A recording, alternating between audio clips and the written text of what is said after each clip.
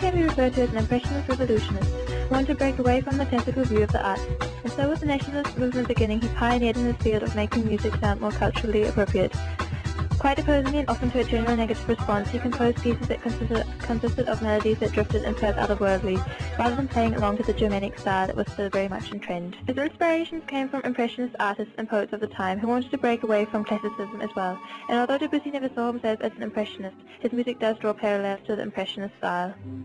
Debussy was born in Saint-Germain-en-Laye on the 22nd of August 1862. At 4 years old he discovered the piano,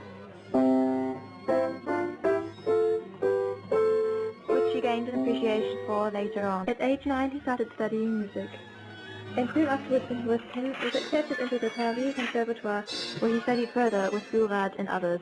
While at the Conservatoire he won the Prix de Rome, as well as a scholarship that allowed him to study at the Academy of View Arts, and so subsequently he travelled to Rome to study at the Villa Medici.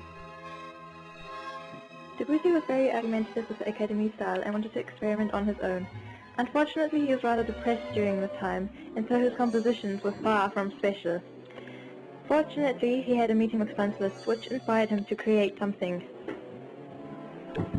Critics described his pieces as being bizarre, but these were the stepping stones to his later stylistic innovations. While in Moscow, he was a private musician to Nadezhda Fomek, Tchaikovsky's patroness. During his time there, he became influenced by Tchaikovsky, Boroklin, Balkarev, and Mussorgsky's music, as well as Russian folk and gypsy music. When Debussy visited Bayreuth, he learned of Wagner's operas, which motivated him to write his own symbolist-style opera, which he called Pelléas Melisande. This was the only opera he ever finished, but it inspired younger French composers such as Maurice Ravel, and earned him widespread fame and acceptance as an exceptional composer. Debussy created his first mature orchestral piece, even though he wrote it for a smaller, more intimate ensemble. It was called Prélude à l'après-midi enfant, and was based on the poem by French symbolist Stéphane Millan, who was revered by Debussy. His orchestral pieces were not the usual heavy compositions that were common in the late Romantic era. Debussy's pieces for piano were some of his best. From 1902 to 1910 he wrote exclusively for piano, rejecting the traditional percussive approach for more delicate expressiveness.